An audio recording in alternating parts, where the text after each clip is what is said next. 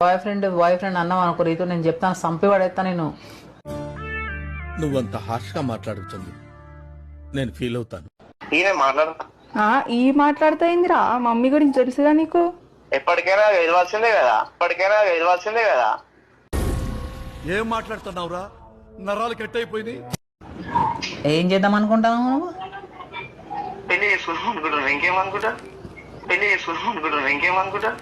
నీకు రోజు రోజుకి పంట తక్కువ పంచులు ఎక్కువైపోతున్నారు. కాలేజ్ వచ్చి మాట్లాడతారు, టీసీ ఇస్తారు, మహా అయితే ఏం చేస్తారు. బాగా బరి తెగించావు. నీకెక్కలేదు బరి తెగించిందానికి నేనేం చేస్తానో తెలుసా? బ్యాక్గ్రౌండ్ వేరు, ఆమెది అన్ని వేరు, ఆమెది మొత్తం వేరు ఉంటది. ఎవరురా నువ్వు ఇంత టాలెంటెడ్ ఉన్నావు? పెళ్లి చేసుకుంటా అంటుండు కదా. ఇలాగే సార్ కొంచెం ఆడుగా బిహేవ్ చేస్తోంది.